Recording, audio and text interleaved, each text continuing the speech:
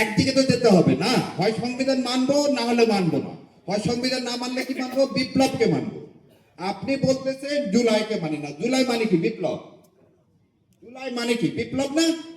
তাহলে হয় বিপ্লব মানবেন নাহলে কনস্টিটিউশন মানবেন। কনস্টিটিউশন মানলে আপনি অবৈধ, আর বিপ্লব মানলে আপনি বৈধ। কোন দিকে যাবেন আপনাকে সিদ্ধান্ত নিতে হবে। তারপরে এইটা করার জন্য 72 দিন চা মিষ্টি খাইলেন কোথায়? কনসেনসাস কমিশনে। সেদিন সালাউদ্দিন সাহেব আপনার মুখে কি গোমায় লাগানো ছিল? গোমায় বোঝেন, ওই যখন ওই কুলের ধ্যান হয় তখন গরুর মুখে লাগায় দেয়। সেদিন আপনি কেন বলেননি যে গভর্নমেন্টের এই ফ্রি, আমার আপনার ট্যাক্সের টাকা চা বিস্কিট খাবো না, এটা অবৈধ? সব করলেন, সব করে এখন বলতেছেন এটা মানবো না। এবার আর একটা কথা বলি, ওনারা বলছেন যেটাতে ওনাদের নোট অফ ডিসেন্ট আছে সেটা ছাড়া সব বাস্তবায়ন করবো, তাই তো? সে কথা বলছে না?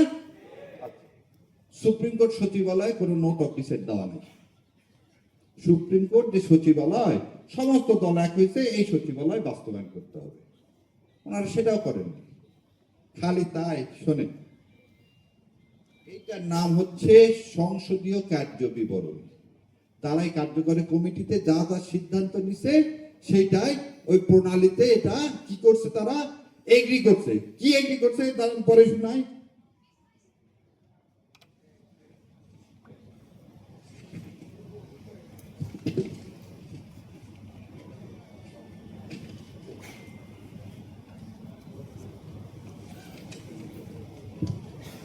এইটার পৃষ্ঠা নম্বর 3, 10 বিতে বলছে এই যে সংসদ চলে গেল, এই সংসদে তারা 15টি অধ্যাদেশ সংশোধিত আকারে সংশ্লিষ্ট মন্ত্রণালয়ের মাধ্যমে সংসদে বিল উত্থাপনের জন্য সুপারিশ করবে।